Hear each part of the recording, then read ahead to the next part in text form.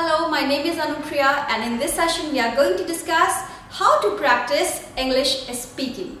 Yes, once you are going through the learning phase of English speaking, so what happens, you collect a lot of English material in your bag and so much English content in your mind.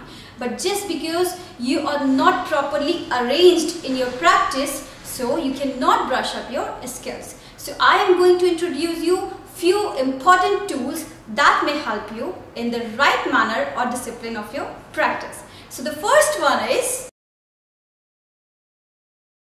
find a partner. Easy one. Just search around you that who is better in English speaking or who is sharing the same platform in English speaking and decide whenever you both are meeting, you will make your conversation only in English. It is going to help you in your practice. Next one is speak with yourself loudly. Once there is no one around you, alright, and you are reading something and suppose you are not reading, just speak with yourself in English in a loud manner so that your own words will fall in your ear and you will be able to understand that where you are incorrect. So here there is no one to make you feel uncomfortable, to make yourself feel shy or to let you down about your mistakes. So do this one. Next is offer, ask and order in English.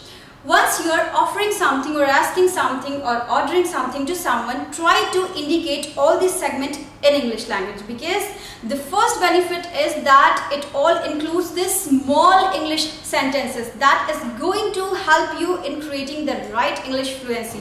Suppose if you are saying that, can I sit here, or would you like to be my date, or have some tea. So all these sentences are very short and your tongue will not feel uncomfortable to generate these sentences. So this segment is very, very important to practice. Now next is focus on your pronunciation, accuracy and fluency. Yes, once you are practicing your English speaking, so it is very important to pronounce the right sound of the word.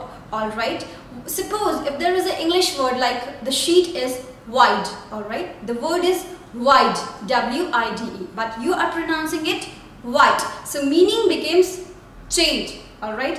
Or there is a word that she is very beautiful, or you are saying she is very beautiful, so here you are mispronouncing the word she. She means ocean, so don't make this mistake in the pronunciation. Next one is how accurate you are in your English speaking. It means that how clear your words are. It should be very much clean and audible to the listener. And the last one is fluency. You all have a misconception about the fluency that your English should be in a rapid speed. No, fluency means that all your English sentences should be connected with each other in the clean manner. So this segment is also important once you are practicing the English speaking.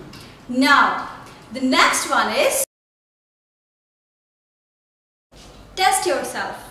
End of the day, just sit with yourself and evaluate that how far have you reached in your English speaking practice. Just give yourself a situation and try to generate some sentences regarding that situation.